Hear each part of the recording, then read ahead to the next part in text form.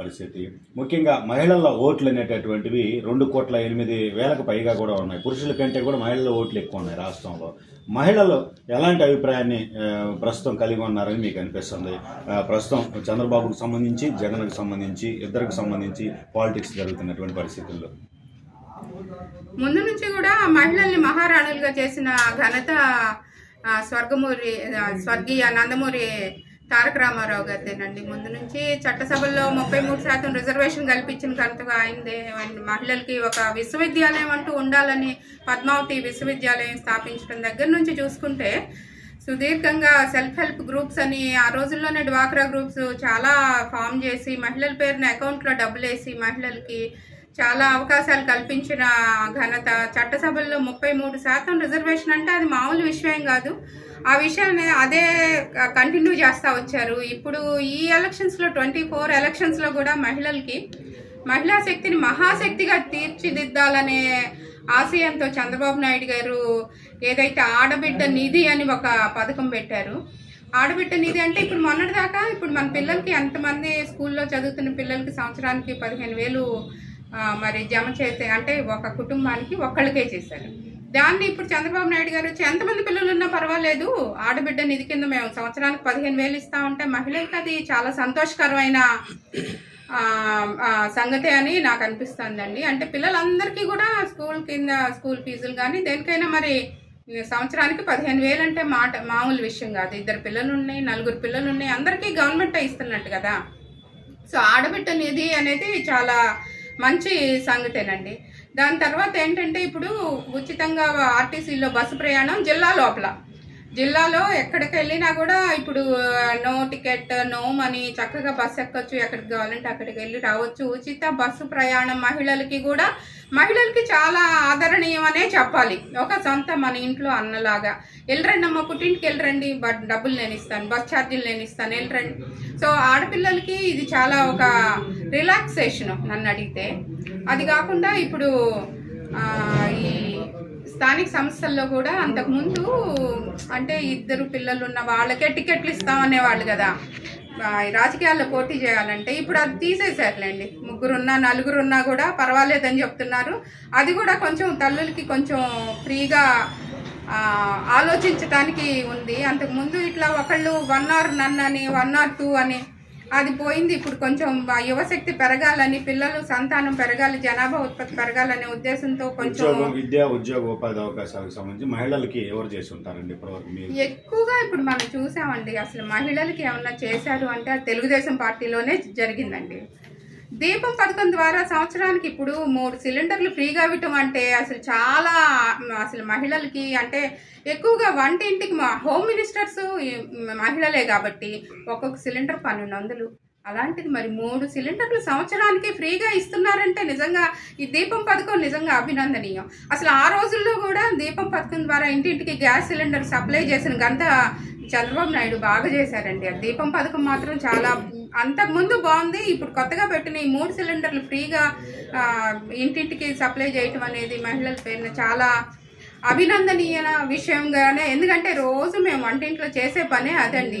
ఇంటిల్లి పాదికి మేము వంట చేసి పెట్టాలి కాబట్టి ఫ్రీగా మాకు సిలిండర్లు ఇవ్వటం అనేది మహిళలు నిజంగా చేతులెత్తి ఆయనకి దండం పెట్టాల్సిన సమయం ఇది. దీపం పథకం కూడా చాలా బాగున్నట్టే లెక్కండి. రాజధాని ఇంకా ఇప్పుడు ఇంకా అమరావతి అంటే దేవతలు నడియాడిన స్థలం, వెలుగులు విరజిమ్ముతుందని మేము మనస్ఫూర్తిగా గుంటూరు జిల్లా వాసులు అందరూ నమ్ముతున్నామండి. అసలు ముఖ్యంగా చంద్రబాబు నాయుడు గారు వస్తే అమరావతి డెవలప్ అవుద్దనే ఉద్దేశంతోనే మేము మోకమ్ముడిగా మహిళలుగా మేము అందరం చెప్పుకొని తెలుగుదేశం పార్టీ రావాలని కోరుకుంటున్నామండి. అసలు ఈ జగన్ వచ్చినాక అసలు అమరావతి అభివృద్ధి పథంలో నడుస్తున్న అమరావతిని అసలు కాళ్ళు ఎరగొట్టినట్టు చేశాడు, కుంటు పడేశాడు. అసలు ఆ సీడ్ యాక్సిస్ రోడ్ అవి ఎలా ఉండేయండి. అసలు మేము నైట్ టైం కూడా వర్క్ జరుగుతా అసలు వెలిగిపోతా ఉండేది అమరావతి. అలాంటిది అంతే పూర్తిగా ముళ్ళ పొదలతో ఉన్న అమరావతి మళ్ళీ బాబు గారు వస్తే ఈ బాధ్యత ఆయన భుజాల మీద వేసుకొని ఎట్లయినా అమరావతిని బాగా అభివృద్ధి చేయాలన్నది మా ఆశ ఆకాంక్ష అండి. ఐటీ పరంగా మహిళలకు ఎలాంటి అవకాశాలు ఇచ్చారు? అసలు 30 ఇంజనీరింగ్ కాలేజీలు ఉండే ఫస్ట్ లో చంద్రబాబు నాయుడు గారు రాకముందు దాన్ని 300 కాలేజీలకి చేసి అసలు పిల్లలందరూ ఏ కిళ్ళి కొట్టోడు రిక్షా దొక్కునే వాళ్ళ పిల్లలతో సహా ఇంజనీరింగ్ చదివి సాఫ్ట్వేర్ ఉద్యోగాలు చేసి అందరూ బాగున్నారంటే, అసలు ఇప్పుడు ఉద్యోగస్తులు యువత అందరూ బాగున్నారంటే అది చంద్రబాబు నాయుడు గారి పుణ్యమేనండి. సాఫ్ట్వేర్ ని అంత డెవలప్ చేసి కంప్యూటర్లో అన్నం పెట్టయ్యా అన్నారు ఆ రోజుల్లో. నిజంగానే ఇప్పుడు వాళ్ళే అన్నం పెడుతున్నారు. ఇప్పుడు ఏ రంగంలో చూసినా అసలు అందరూ అంటే ఇప్పుడు నిర్మాణ రంగం తీసుకోండి, కార్మికులు, కర్షకులు అందరూ కుదేలు పడిపోయారు జగన్మోహన్ రెడ్డి గారి ప్రభుత్వంలో. ఇప్పుడు ఓన్లీ ఐటీ రంగం వాళ్ళే పిల్లలు పంపిస్తుంటే తింటున్నారు ఇక్కడ అంతే. ఇప్పుడు ఇవి గవర్నమెంట్లో ఈ land mafia, sand mafia, wine mafia బాగా ఎక్కువైపోయి అరాచక ప్రభుత్వం అయిపోయిందండి. అసలు ప్రజలు ఎవరు ఏ వాక్స్ ఆఫ్ లైఫ్, అసలు జాతి మత కుల వివక్ష అందరూ అసంతృప్తితో రగిలిపోతున్నారు. ఎప్పుడెప్పుడు ఎలక్షన్స్ వస్తున్నాయా, మేము చంద్రబాబు నాయుడు గారికి ఓటేసి గెలిపించుకుంటే కొంచెం విద్య ఉపాధి అవకాశాలు ఎక్కువ పెరుగుతాయి అనే ఆలోచనలో బాగా గట్టిగా స్థిర నిర్ణయంతో ఉన్నారు. మా చేతిలో ఉన్న వజ్రాయుధాన్ని ఎప్పుడెప్పుడు వాడుకుంటామా అనిపిస్తుంది. ఇప్పుడు ఈ మినీ మేనిఫెస్టో ఒకటి పెట్టారు, అది కూడా చాలా బాగుందండి. ఇప్పుడు చెప్పిన పథకాలన్నీ బాగున్నాయి. మేము అనుకోవటం ఏంటంటే ఈ పథకాలు చంద్రబాబు నాయుడు గారి మీద ఉన్న బ్రాండ్, చంద్రబాబు నాయుడు గారి మహిళలకి కల్పించిన ఈ రక్షణ పథకాలు ఉన్నాయి కదా, నెలకు 1500 రూపాయలండి. ప్రతి మహిళలకి 18 సంవత్సరాల నుంచి 55 సంవత్సరాలు ఉన్న మహిళలందరి పేరున మరి మహిళా శక్తిని మహాశక్తిగా చేయటం కోసం ఈ మహిళా శక్తి పథకం ఏదైతే పెట్టారో అంటే సంవత్సరానికి నెలకు 1500 రూపాయలండి. అసలు ఇది జస్ట్ పాకెట్ మనీ. ఒక బ్రదరు వాళ్ళ సిస్టర్కి ఇచ్చినట్టే, మన చంద్రన్న వాళ్ళ అక్క చెల్లెళ్ళకి ఇచ్చినట్టే. ఈ పథకం కూడా చాలా బాగుందండి, మహాశక్తి పథకం చాలా బాగుంది. ఈ పథకాలన్నీ, ఈ మినీ మేనిఫెస్టోలో ఉన్న పథకాలన్నీ చంద్రబాబు నాయుడు గారిని ఖచ్చితంగా గెలుపు వైపు అడుగులు వేపిస్తున్నారని మేము గట్టిగా నమ్ముతున్నాం. గతంలో మంగళగిరిని సాఫ్ట్వేర్ హబ్గా చేయడానికి కొన్ని కంపెనీలు చంద్రబాబు తీసుకురావడం జరిగింది. ఇప్పుడు వాళ్ళందరూ వెనక్కి వెళ్ళిపోయారు. ఆ బిల్డింగ్స్ అన్ని కూడా ఖాళీగా, అదే రామకృష్ణ మ్యూజియం అవన్నీ. ఇప్పుడు ఏంటంటే ఇప్పుడు చంద్రబాబు నాయుడు గారు ఎలక్షన్స్లో గెలిచిన మరుక్షణం అందరూ మళ్ళీ వచ్చి వలస పక్షులాగా మళ్ళీ అన్ని కంపెనీలు ఎవరైతే అడుగు వెనక్కి వేశారు సగం ఇన్వెస్ట్ చేసి వెళ్ళారండి. సో వాళ్ళ అవసరం ఇప్పుడు ఇది చంద్రబాబు నాయుడు గారి విజయం, మొత్తం ఆంధ్రప్రదేశ్ విజయం, ఇప్పుడు ప్రజలందరూ ఆకాంక్షిస్తున్న విజయం ఇది. ముస్తఫా వాళ్ళ కూతురికి వైసీపీ సీట్ ఇచ్చారు, మాదే ఈ వైసీపీ విజయం గుంటూరు తూర్పు నియోజకవర్గం అంటున్నారు. మీ స్పందన ఏంటి? కరెక్టే సార్. ముస్తఫా కూతురికి ఓటు ఇచ్చారు అని అంటే, సీట్ ఇచ్చారు అని అంటే ముస్తఫా కూతురు, ముస్తఫా ఒక నకిలీ. ఎవరు?